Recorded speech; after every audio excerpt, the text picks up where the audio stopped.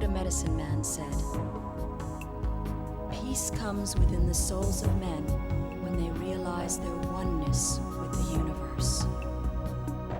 When they realize it is really everywhere. It is within each." Ola, moi boas noites. Pontes coa Cultura chegase hoxe ata o Colexio Monte Caxado, un centro que desde hai case 18 anos conta cun museo etnográfico.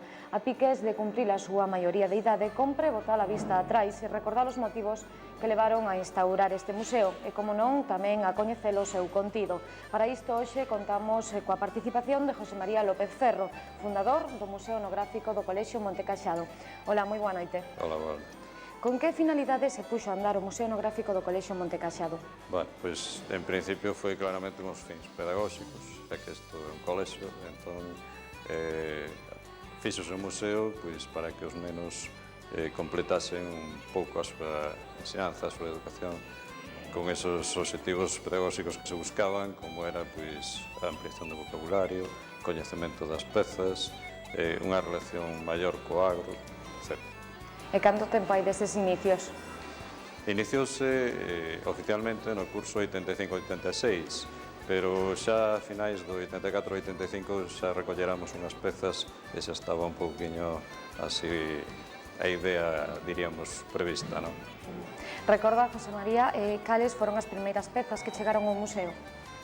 Bueno, xa fai casi 18 anos, as primeiras pezas eu recordo que, bueno, fora algunha fiadora, algunha carda, fusos, etc.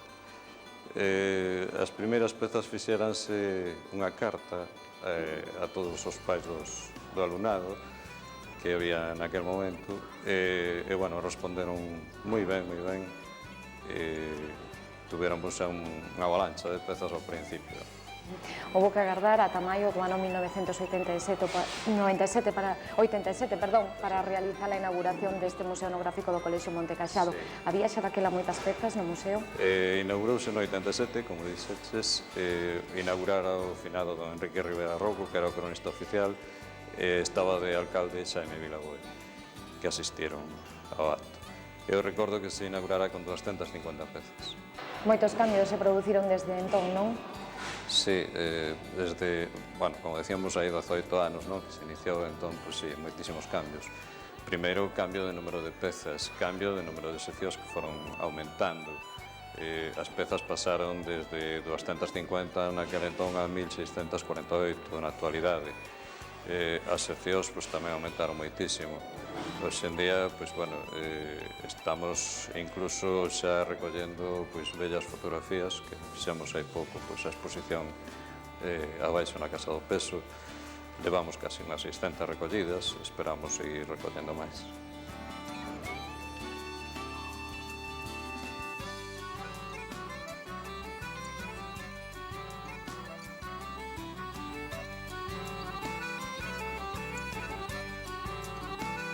Hoxe en día, cantas seccións conforman o Museo Etnográfico do Colexio Monte Caxado? Pois son alrededor de unhas 35-36 seccións. Bueno, están distribuídas na parte de abaixo e nesta na que estamos agora, non? Na parte de abaixo está a sección da casa, principalmente, o sea, que a cociña, imaxe e son, os xogos, a moblaxe, e despois oficios, principalmente, e laboros das mulleres. E aquí na parte de arriba pois, está a sección da labranza, da vestimenta e útiles persoais. José María, algunha desas seccións divídense a súa vez en varios apartados, como por exemplo a casa, non? Sí, na casa, pois, bueno, temos unha parte que o que se refire única e exclusivamente á cociña, outra parte que se refire, pois, bueno, pois, así, obxetos que había nas casas, en todas as casas, labouras que se facían dentro da casa, como podía ser máquinas de coser e cousas destas. E, bueno, esas son así as que hai. Desde o seu punto de vista, cal sería a sección máis completa de todas as que vemos aquí? A máis completa, pois, se cadra mellor a de lá do leño, que temos casi todos os apeiros. De carpintería tamén temos moito. Da cociña, penso que está tamén bastante completa. Sí, bastantes. Cal é a peza máis antiga que se expón? A peza máis antiga, pois, datada, porque, claro, as pezas, o problema é que a maior parte non traen data, non? Entón, un libro que hai é do ano 1666, esa é a peza máis antiga. E a peza máis recente, José María? Pois a máis recente, un pucheiro de barro e un copeto dos queixos que trouxeron, pois, a semana pasada. No limiar do libro que se publicou en novembro do ano 1999, que precisamente vostede ten ao man, dice que a historia e a cultura non se aprenden só nos libros, que nos textos non veñen os protagonistas da raigame popular. Queda algún campo sen cubrir ou aquí está toda a nosa historia? Non, aquí falta moitísimo, sobre todo referente a oficios. Dos oficios, pois, bueno, eu penso que faltan moitísimas pezas. Por exemplo, pois, dos zapateiros ou dos canteiros, pois eso non temos moi pouquiñas pezas. Precisaríase, pois, da colaboración cidadá, non? Sí, claro que sí, o sea, aproveitando que estades aquí, pois, solicitar, non, pois, a todos os veciños a súa colaboración. Se teñen pezas pola casa que non as queiran donar, pois, moi agradecidos. E vostede, particularmente, que peza bota en falla? Ao mellor, pois, ter o que sería unha forxa completa, non? Temos un barquín fuelle grande aí, pero está sin montar. E iso quizás será unha sección pois, bonita dos ferreiros, que tampouco hai moita.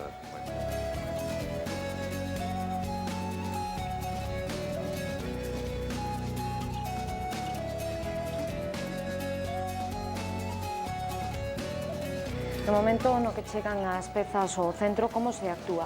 Pasan a expoñerse sen máis ou séguese un proceso de amaño das mesmas? Hai un proceso. O proceso consiste primeiro en identificación da peza e catalogación da mesma, non? A continuación hai un inventariado da mesma.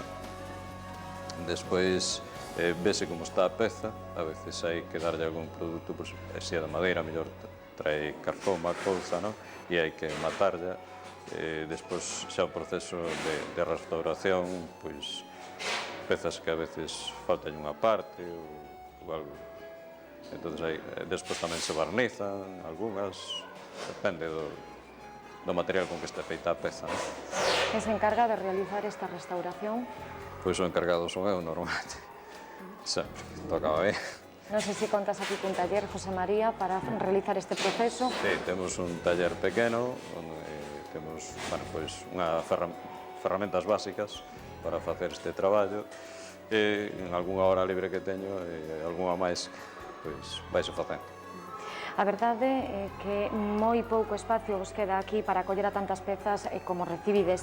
Tedes pensado nun futuro facer uso do outro edificio do colexio?